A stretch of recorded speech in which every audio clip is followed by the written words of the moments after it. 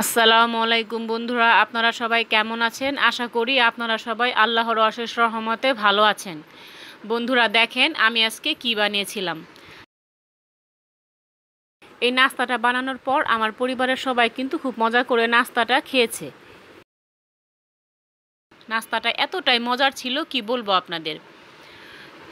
আর বিশেষ করে এই ধরনের নাস্তা কিন্তু বাচ্চারা খুব পছন্দ করে। এই নাস্তাটা খেতে এতটাই মজার ছিল কি বলবো আপনাদের। আর বন্ধুরা আপনারা যখন এই নাস্তাটা বানাবেন একটু বেশি করে বানাবেন, কারণ এটা মুখে দিলে মিলিয়ে যাবে এমন অবস্থা। এই নাস্তাটা আপনারা একবার হলেও বাসায় বানিয়ে দেখতে পারেন, অনেক ভালো লাগবে। একটা নাস্তা আমি হাত দিয়ে আপনাদের ভেঙে দেখাচ্ছি, দেখেন কতটা মচমচা হয়েছে। তাই বন্ধুরা আপনারা যখন এই নাস্তাটা বানাবেন পরিমাণে একটু বেশি করে বানাবেন, এটা খেতে কিন্তু অনেক সুস্বাদু একটা নাস্তা। তো চলেন দেখি বন্ধুরা কিভাবে বানালাম সেটা আজকে আপনাদের সাথে একটু শেয়ার করি। বন্ধুরা আপনারা দেখতে পাচ্ছেন এখানে বড় একটি বাটিতে আমি বেশ কিছুটা মাংস ছোট ছোট করে টুকরো করে নিছি।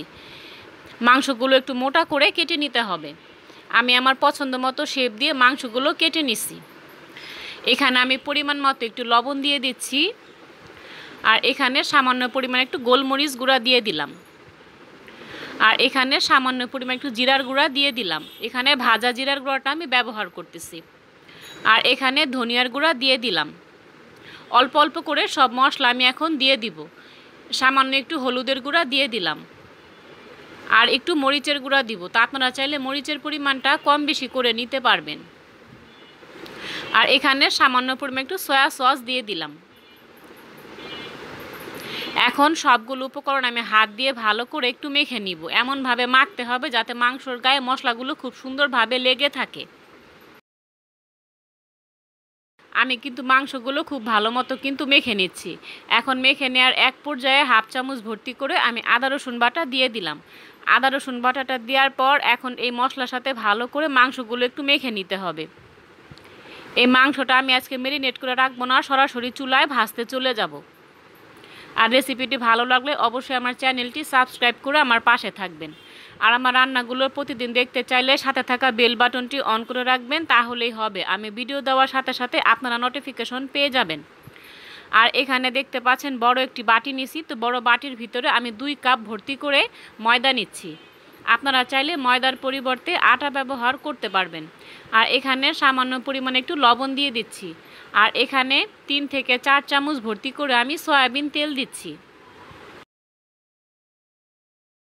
আপনারা দেখতে পাচ্ছেন আমি এখানে সয়াবিন তেল দেওয়ার পর এখানে 2 থেকে 3 চামচ পরিমাণ আমি ঘি দিচ্ছি। ঘিটা অবশ্যই দিতে হবে, তাহলে নাস্তার ভিতরে খুব সুন্দর একটা ফ্লেভার আসবে। আমি কিন্তু সবগুলো উপকরণ হাত দিয়ে ভালো করে একটু মেখে নিচ্ছি। এভাবে ডলে ডলে কিন্তু মেখে নিতে হবে। আর যখন দেখবেন হাত দিয়ে মুঠি পাকানো যাচ্ছে তখন বুঝতে হবে ডোটা আমার খুব সুন্দরভাবে কিন্তু মাখানো হয়ে গেছে। এখন কুসুম গরম পানি দিয়ে ডোটা আমি ভালো করে মেখে নিব, আর একটা সফট ডো বানাতে হবে। এখানে কুসুম কুসুম গরম পানিটা কিন্তু ব্যবহার করতে হবে, আর পানিটা কিন্তু একসাথে দেওয়া যাবে না, অল্প অল্প করে দিতে হবে, আর একটা সফট ডো বানাতে হবে। এভাবে হাত দিয়ে ডলে ডলে কিন্তু সফট একটা ডো বানাতে হবে। আর এই যে দেখতে পাচ্ছেন বন্ধুরা আমি কিন্তু হাত দিয়ে ভালো করে ডোটা খুব সুন্দরভাবে মথে নিতেছি। ময়দার ডোটা এখন আমি 10 মিনিটের জন্য একটু রেস্টে রেখে দিব। আর চুলায় একটি কড়াই বসানো হয়েছে, আর পর্যাপ্ত পরিমাণ সয়াবিন তেল দিয়ে দিছি। এখন এই তেলের ভিতরে আমি যে মাংস রেডি করে নিয়েছিলাম সেই মাংসগুলো আমি এখন ভেজে নিব। মাংসগুলো কিন্তু হালকা বাদামি কালার করে ভেজে নিতে হবে। মাংসগুলো কিন্তু একদম শক্ত করে কিন্তু ভাজা যাবে না, একদম সফট করে ভেজে নিতে হবে। এই যে দেখতে পাচ্ছেন বন্ধুরা মাংসগুলো কিন্তু আমার ভাজা প্রায় হয়ে গেছে। এইভাবে করে সবগুলো মাংস আমি ভেজে নিব।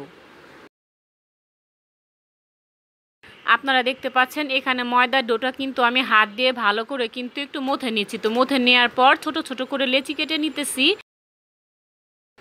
এই ছোট ছোট লেচিগুলো থেকে আমি পাতলা করে রুটি বানিয়ে নিব। রুটিগুলো কিন্তু বেশি মোটা করা যাবে না, একদম পাতলা করে বেলে নিতে হবে। আপনারা যারা এই ভিডিওটা ফেসবুক থেকে দেখবেন প্লিজ লাইক অ্যান্ড ফলো দিয়ে আমার পাশে থাকবেন। আর বন্ধুরা দেখেন আমি রুটিগুলো কিন্তু খুব পাতলা করে বেলে নিচ্ছি। তো কত পাতলা করে বেলে নিছি আমি আপনাদের একটু কাছ থেকে দেখাচ্ছি। দেখেন এইভাবে করে পাতলা করে বেলে নিতে হবে। আর দেখতে পাচ্ছেন আমি কিন্তু রুটিটা একটু লম্বা করে বেলে নিছি। এখন একটা চাকুর সাহায্যে রুটির সাইডের অংশগুলো আমি কেটে নিব। মোট কথা এটা চারকোনা শেপ দিয়ে কেটে নিতে হবে। আর রুটির যে সাইডের অংশগুলো আমি কেটে ফেলবো, কেটে ফেলে দিব না, এটা আমি পরবর্তীতে নাস্তা বানাতে কিন্তু কাজে লাগবে। দেখেন আমি কিন্তু চারকোনা শেপ দিয়ে কেটে নিলাম। এখন রুটির ওপর দিয়ে বেশি করে একটু ময়দা দিতেছি আমি। আপনারা ময়দা দিতে না চাইলে কর্নফ্লাওয়ার দিতে পারবেন। প্রত্যেকটা লেয়ারে লেয়ারে কিন্তু এইভাবে করে ময়দাটা দিতে হবে। আর এই নাস্তাটা কিভাবে বানাবো সেটা আমি আপনাদের বলে বোঝাতে পারবো না, আপনাদের দেখে একটু বুঝে নিতে হবে।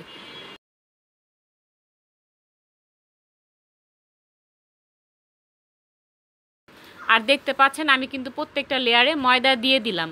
আর এখানে মাংস ভেজে নিয়েছিলাম, সেই মাংসটা ঠিক মাঝখানে রেখে রোলের মতো ভাঁজ দিয়ে দিলাম। এখন একটা টুথপিকের সাহায্যে মাঝখান দিয়ে গেঁথে দিতে হবে যাতে ভাজার সময় খুলে না যায়। আর একটা চাকু দিয়ে সাইডের অংশগুলো আমি কেটে দিব। এটা আসলে ফুলের মতো একটা ডিজাইন করতে হবে, তাই আমি চাকু দিয়ে একটা ডিজাইন করে নিলাম। মোট কথা ফুলের মতো ডিজাইন করতে হবে। তা আপনারা যদি চান আপনাদের পছন্দ মতোভাবে ডিজাইনটা করে নিতে পারবেন।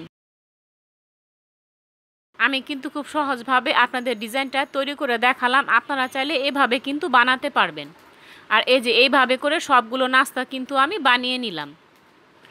আর বন্ধুরা, আপনাদের কাছে রিকোয়েস্ট থাকবে আমার রেসিপিটি ভালো লাগলে অবশ্যই আমার চ্যানেলটি সাবস্ক্রাইব করে আমার পাশে থাকবেন।